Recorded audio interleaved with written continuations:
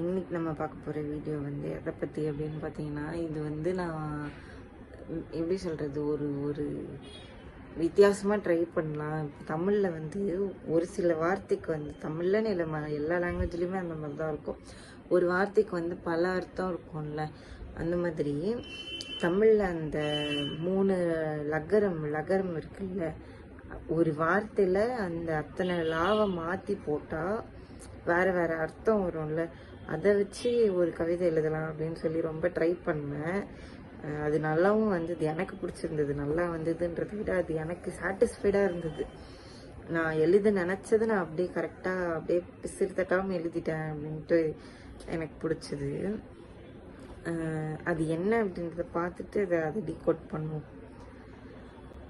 விளக்கி வைத்ததன் விளக்கம் கேட்டேன், விளக்கவே இல்லை என்றாய். விலகி நிற்க விருப்பமா என்றேன், விளக்க நேரமில்லை என்றாய். அதை விளக்கி நானும் கூற வந்தால் விளங்கவே இல்லை என்றாய். விளக்கியும் விளக்காமலும் என்னை வைத்து நீ ஆடும் ஆட்டத்தில் உன் உள்ளத்தை விளக்கி நீ ஏமாறும் உண்மை விளங்காமல் அதாவது இது என்னன்னா, சிலருக்கு வந்து டெசிஷன் எடுக்க தெரியாது.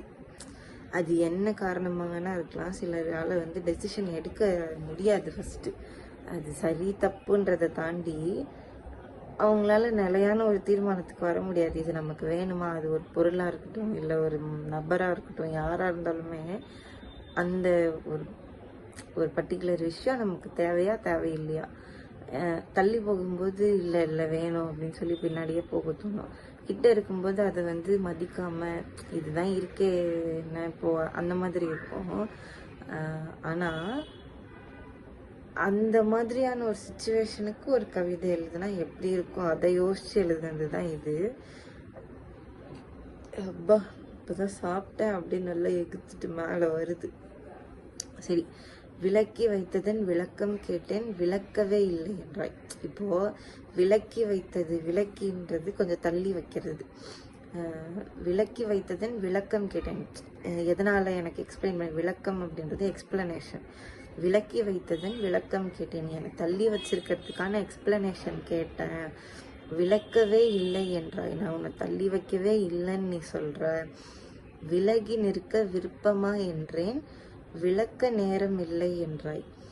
இப்போ சரி, நீ என்னை தள்ளி வைக்கிற அப்படின்றது எனக்கு தெரியுது. அப்போ என்கிட்ட இருந்து உனக்கும் தள்ளி இருக்க விருப்பமான்னு நான் கேட்குறேன். அதுவும் உனக்கு தெரியல. விளக்க நேரம் இல்லை என்றாய். இதெல்லாம் என்னால் எக்ஸ்பிளைன் பண்ணிட்டு இருக்க முடியாது. இப்போ அப்படி சொல்ற. அதை விளக்கி நானும் கூற வந்தால் விளங்கவே இல்லை என்றாய். இது வந்து புரிஞ்சும் புரியாமலும் எப்படி சொல்கிறது, ஒரு மாதிரி நம்மக்கிட்டே ஒரு ட்ரிக்கு ப்ளே பண்ணுற மாதிரி இருக்கும்ல. அவங்களுக்கு வந்து புரிஞ்சிருக்கும், ரியலைஸ் பண்ணியிருந்திருப்பாங்க. ஆனால் நம்ம எக்ஸ்பிளைன் பண்ண புரியாத மாதிரியே இருப்பாங்க. சரி, உனக்கு வேணான்னா வேணான்றதை சொல்லிட்டு தாராளமாக நீ மூவ் ஆன் ஆகி போயிட்டே இருக்கலாமே. அதுக்கு எதுக்கு இப்படி வேணும் வேண்டாம் வேணும் வேண்டாம் ஸ்விட்ச் பண்ணிகிட்டே இருக்கணும். அதுதான் விளக்கி நானும் கூற வந்தால். இப்போ நீ என்ன பண்ணுறேன்னு உனக்கு புரியுதா அப்படின்னு நானே சொல்கிறதுக்கு வந்தாலும் விளங்கவே இல்லை என்றாய். இப்போது நான் என்ன சொன்னாலுமே உனக்கு புரியலன்னு சொல்கிற. நான் என்னதான் உனக்கு சொல்லி புரிய வைக்கிறது. நீ பண்ணுறது வந்து இது இப்படி தான் பண்ணுற, என்னையும் தள்ளி வைக்கிற.